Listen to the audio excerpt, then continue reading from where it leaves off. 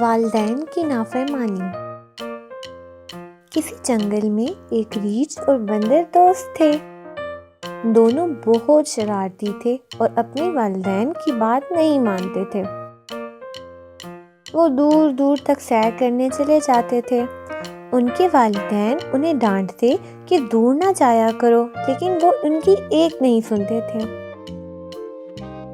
ایک روز دونوں نے جنگل کے باہر کی دنیا دیکھنے کا پروگرام بنایا اور اگلے دن صبح سویرے نکل پڑے۔ شہر میں لوگوں کا رش نہیں تھا، سڑکیں خالی تھیں، کوئی سیر کرنے کو نکلا ہوا تھا۔ کسی نے ان کی طرف توجہ ہی نہ دی۔ چلتے چلتے وہ بہت دور نکل آئے تھے۔ انہیں واپسی کا راستہ ہی بھول گیا تھا۔ وہ گھبراہٹ میں اندھا دھند دوڑتے چلے گئے اور اچانک ایک چڑیا گھر میں پہنچ گئے۔ اب رات کافی ہو گئی تھی، یہاں انہیں جانوروں کی آوازیں آئیں۔ وہ سمجھے کہ ہم جنگل میں آ گئے ہیں، لیکن صبح کی روشنی پھیلی تو انہیں یہ دیکھ کر حیرانی ہوئی کہ سارے جانور پنجروں میں بند ہیں۔ پھر کچھ لوگ آئے، یہ چڑیا گھر کا عملہ تھا۔ انہوں نے بندر اور ریچھ کو باہر گھومتے دیکھا تو سمجھا کہ یہ دونوں پنجروں میں سے نکل آئے ہیں۔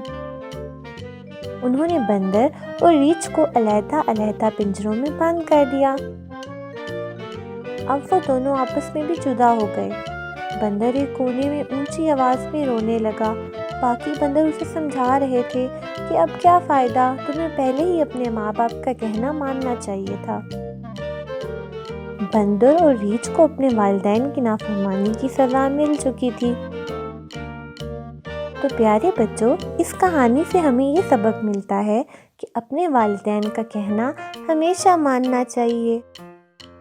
تو پیارے بچوں، اگر آپ ایسی ہی مزے کی اور کہانیاں سننا چاہتے ہیں تو ہمارے اس چینل کو سبسکرائب کریں اور بیل آئیکن کو بھی کلک کر دیں۔